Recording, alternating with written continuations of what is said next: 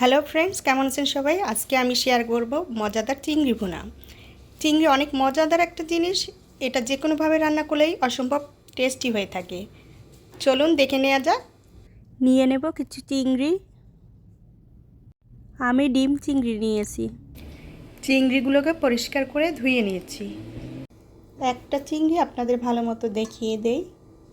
এর মাথার উপর থেকে ময়লা আর পিঠের দিকটার ময়লা এভাবে পরিষ্কার করে নেব। এতে ডিম রয়েছে তাই আমি খোসা ক্লিন করিনি। দিয়ে দেব মরিচের গুঁড়া, দিয়ে দেব হলুদ গুঁড়া, দিয়ে দেব পরিমাণ মতো লবণ।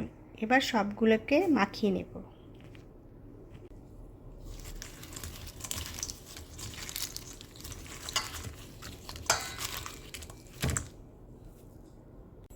মাখানো হয়ে গেছে, এবার ভেজে নেব।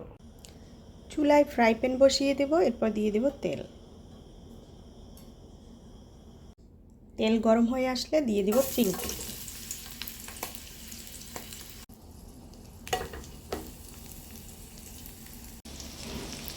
এভাবে সবগুলো চিংড়ি দিয়ে দেব। 1 মিনিট ভেজে চিংড়িগুলোকে উল্টে দেব। উল্টে দিয়েছি, এভাবে আরও 1 মিনিট ভেজে নেব। ভাজা হয়ে গেছে, এবার নামিয়ে নেব। চিংড়ি কখনোই বেশি ভাজবেন না, এতে শক্ত হয়ে যাবে, খেতে ভালো লাগবে না। এটা ভাজা হয়ে গেছে, এবার নামিয়ে নিলাম। ফ্রাই প্যানে দিয়ে দেব জিরা,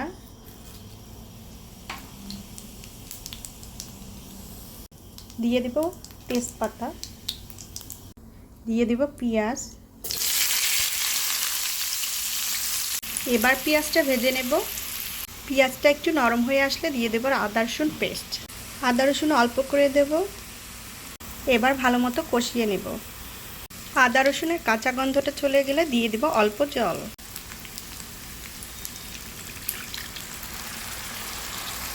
দিয়ে দেব হলুদের গুঁড়া,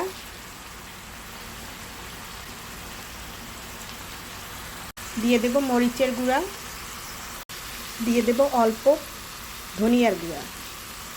এবার ভালো মতো কষিয়ে নেব।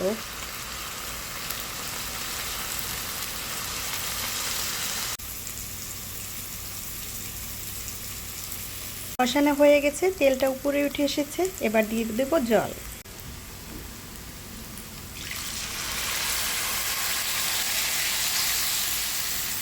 ঝোলের জন্য লবণ দিয়ে দেব। লবণ একটু কম দেব, কারণ মাছে আগে লবণ দিয়ে দিয়েছি।